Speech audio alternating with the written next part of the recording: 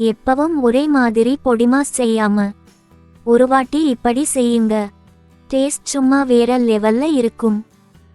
உங்கள் வீட்டில் தினமும் முட்டை செய்வீர்களா? அதுவும் அந்த முட்டையை பெரும்பாலும் பொடிமாஸ் செய்து தான் சாப்பிடுவீர்களா? எப்போதும் ஒரே மாதிரி முட்டை பொடிமாஸ் செய்வீர்களானால் அடுத்த முறை சற்று வித்தியாசமான சுவையில், அதுவும் சற்று காரசாரமாக செய்து சாப்பிடுங்கள்.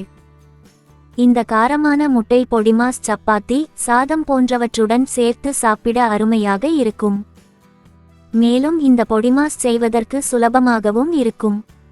பேச்சுலர்கள் இந்த பொடிமாஸை ஒருமுறை செய்தால் அடிக்கடி செய்து சாப்பிடுவார்கள். அந்த அளவில் வாய்க்கு ருசியாகவும் செய்வதற்கு ஈஸியாகவும் இருக்கும். காரசாரமான முட்டை பொடிமாஸ் ரெசிபியின் செய்ய தேவையான பொருட்கள்: சின்ன வெங்காயம் 10, பூண்டு 10 பல், புளி சிறிய துண்டு, மிளகாய் தூள் 1 டீஸ்பூன், சீரகத்தூள் அரை டீஸ்பூன், சோம்பு தூள் அரை டீஸ்பூன், கரம் மசாலா அரை டீஸ்பூன்.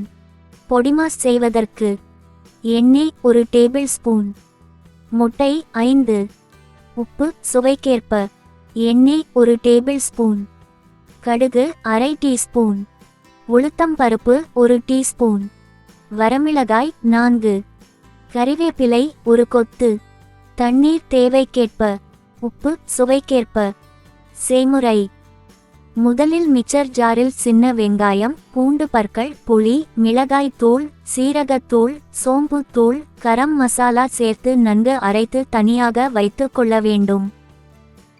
பின்னர் ஒரு வாணலியை அடுப்பில் வைத்து அதில் 1 டேபிள் ஸ்பூன் எண்ணெய் ஊற்றி சூடானதும் அதில் 5 முட்டைகளை உடைத்து ஊற்றி சுவைக்கேற்ப உப்பு தூவி பொடிமாஸ் போன்று நன்கு கிளறி முட்டை வெந்ததும் ஒரு தட்டில் எடுத்து வைத்து கொள்ள வேண்டும்.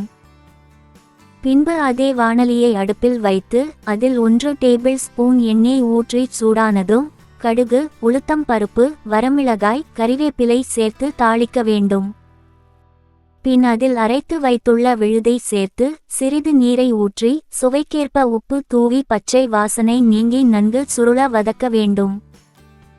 இறுதியாக அதில் முட்டை பொடிமாஸை சேர்த்து நன்கு மசாலா முட்டையுடன் ஒன்று சேரும் வரை கிளறி இறக்கினால் சுவையான மற்றும் காரசாரமான முட்டை பொடிமாஸ் தயார்.